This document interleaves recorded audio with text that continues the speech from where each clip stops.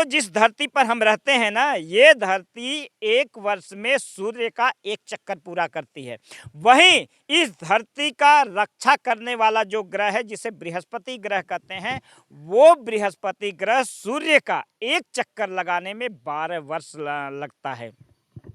तो जब बृहस्पति ग्रह सूर्य का एक चक्कर लगाता है तब होता है पूर्ण कुंभ, और जब धरती सूर्य का एक चक्कर लगाता है तब उस समय होता है कुंभ। और बृहस्पति ग्रह का जब आधा चक्कर पूरा होता है सूर्य का तब लगता है अर्ध कुंभ, और पूरा चक्कर होने पे लगता है पूर्ण कुंभ। तो अब बृहस्पति ग्रह के सूर्य का चक्कर लगाने से या धरती का एक चक्कर सूर्य का चक्कर लगा देने से कुंभ क्यों लगता है, इसके बारे में आप जान लीजिए। तो सबसे पहले जब धरती सूर्य का एक चक्कर पूरा करती है तब हम कुंभ लगाते हैं। क्यों?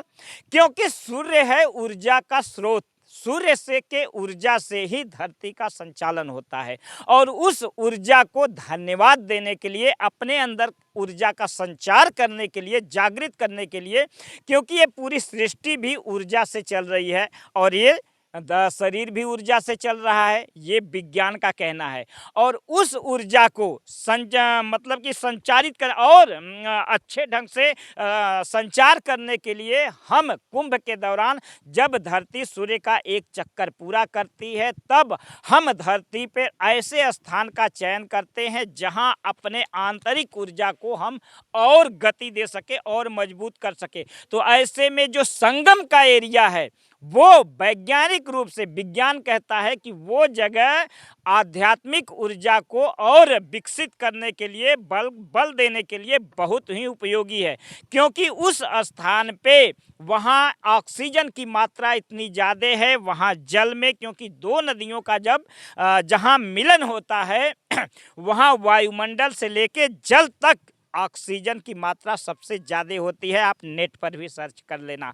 वहाँ पे बैठ करके योग मेडिटेशन करने से, अपने आंतरिक ऊर्जा को जागृत करने से बहुत लाभ मिलता है। पहला कारण ये है, जहाँ कल्पवासी 1 महीने रह करके वहाँ उस स्थान पे अपने आंतरिक ऊर्जा को जगाते हैं। दूसरा कारण आप समझ लीजिए, वैज्ञानिक कारण इस कुंभ का और महाकुंभ का। हमारे धरती के एक चक्कर सूर्य का पूरा करने पर कुंभ लगता है, हर साल लगता है। और दूसरा अर्ध कुंभ लगता है 6 साल पर। ये क्यों लगता है?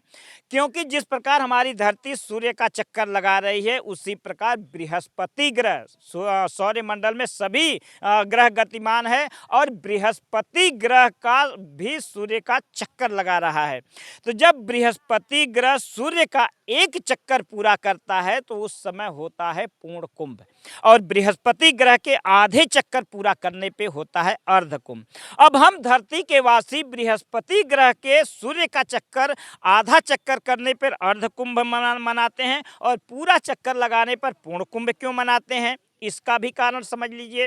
क्योंकि हम धरती के वासियों का जो रक्षक है, रक्षा करता है, वो बृहस्पति ग्रह है, जो हम धरती वासियों को आपत्ति विपत्ति से बचाता है, हमारी रक्षा करता है। अगर बृहस्पति ग्रह नहीं होता तो हम भी नहीं होते, धरती टूट गई होती, धरती नष्ट हो गई होती। क्योंकि बृहस्पति ग्रह ही है जो उल्का पिंडों से और अन्य ग्रहों से जो धरती की ओर बढ़ते हैं, धरती की ओर क्षति पहुंचाने के लिए, धरती को प्रभावित करने के लिए धरती की ओर आते हैं, तो उनसे, उन उल्का पिंडों से हमारी रक्षा, धरती की रक्षा करता है बृहस्पति ग्रह। इसलिए बृहस्पति ग्रह धरती की ओर आने वाले सभी उल्का पिंडों को, ग्रहों को अपने चुंबकीय तत्व से अपनी ओर खींच लेता है ताकि धरती सुरक्षित रहती है। उसी प्रकार जैसे एक गुरु अपने शिष्य के ऊपर आने वाले विपत्तियों को, मुसीबतों को अपने ऊपर खींच लेता है, इसीलिए बृहस्पति ग्रह को भी हम गुरु ग्रह कहते हैं। बृहस्पतिवार को हम गुरुवार भी कहते हैं, गुरु का दर्जा देते हैं बृहस्पति ग्रह को। और जब बृहस्पति ग्रह हमारे लिए इतना रक्षा कवच बन करके सूर्य का चक्कर लगा रहा है तो उसे धन्यवाद देना चाहिए कि नहीं देना चाहिए। उसी को धन्यवाद देने के लिए जब बृहस्पति ग्रह का सूर्य का एक चक्कर पूरा होता है तो हम पूर्ण कुंभ मनाते हैं। और ऐसे स्थान पे जा कर के जहाँ हम आध्यात्मिक ऊर्जा को जगाते हैं, अंदर प्रवेश करते हैं, आध्यात्म में प्रवेश करते हैं, उस स्थान पे जाकर हम बृहस्पति ग्रह को भी धन्यवाद देते हैं कि आपकी वजह से हम सुरक्षित हैं। ये है वैज्ञानिक कारण कि वास्तव में हमारे पूर्वजों को कैसे पता चला। विज्ञान को अब पता चला कि बृहस्पति ग्रह धरती का कितना रक्षा करता है और ये बृहस्पति ग्रह 12 वर्ष में एक चक्कर पूरा करता है। अब विज्ञान को पता चला, लेकिन हजारों साल पहले हमारे पूर्वजों को कैसे पता था कि बृहस्पति ग्रह किस समय किस दिन सूर्य का एक चक्कर पूरा कर रहा है? कैसे पता चला? इसका मतलब हमारे पूर्वज कितने एडवांस थे। उन्हें कैसे पता कि चंद्रमा पे 14 दिन का रात होता है, 14 दिन का दिन होता है, ताकि हमारे जो हिंदू कैलेंडर है उसमें शुक्ल पक्ष और कृष्ण पक्ष, जब कृष्ण पक्ष हमारे यहाँ चलता है तो उस समय चंद्रमा पे रात रहता है। 14 दिन का हमारा कृष्ण पक्ष होता है, 14 दिन का चंद्रमा पे रात रहता है, 14 दिन का हमारा शुक्ल पक्ष होता है, 14 दिन चंद्रमा पे दिन रहता है। कैसे हमें पता चला? विज्ञान को अब पता चला जब हम अंतरिक्ष में अपने हमारे अंतरिक्ष यान जब गए तब पता चला उन्हें कि नहीं, चंद्रमा पे 14 दिन का रात होता है। लेकिन हमारे पूर्वजों को तो पहले हजारों साल पहले से पता था, तभी तो लिखे थे कृष्ण पक्ष और शुक्ल पक्ष। लेकिन आज भी बहुत से हिंदुओं को ये नहीं पता कि हमारे पूर्वज कितने एडवांस थे। वो आज भी विदेशियों पे गर्व करते हैं, अपने महापुरुषों पे गर्व नहीं करते।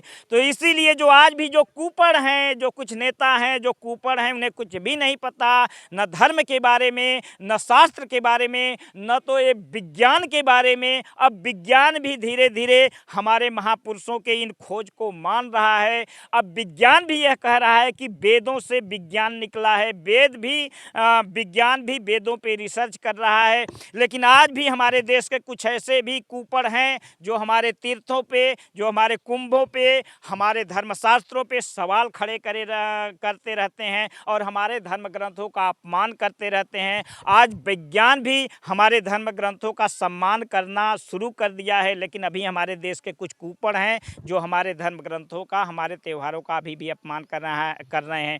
तो दोस्तों, ये है जो हमारे महाकुंभ हैं, ये पूर्ण आध्यात्मिक हैं, पूर्ण वैज्ञानिक हैं। हमारे जो महापुरुष थे ये बहुत एडवांस थे, इसलिए हमारे जितने भी त्योहार बनाए गए हैं, इसीलिए कहते हैं कि जो सनातन धर्म की स्थापना परमात्मा ने ही किया था। अब आप बताइए, क्या ये ग्रह बृहस्पति ग्रह कब किस समय पूरा एक चक्कर पूरा लगाएगा, उसी दिन महाकुंभ पड़ेगा?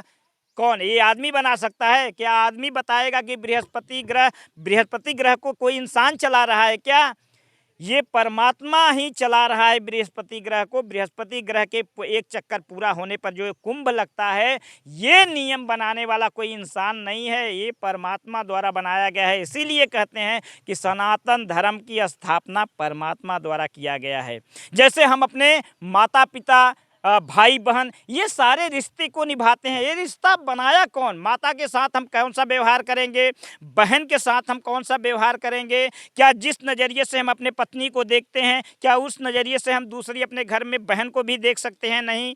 ये कौन तय करता है? ये करता है सनातन धर्म। ये कौन तय करने वाला? क्या कोई इंसान बनाया क्या कि हम माता को किस नज़र से देखेंगे, बहन को किस नज़र से देखेंगे? कब बना? ये जब से इंसान बना तब से परमात्मा ने जब हमें बनाया तभी हमारे रिश्तों को बनाया, और इन्हीं रिश्तों को निभाने के लिए सुचारू रूप से कहते हैं सनातन धर्म।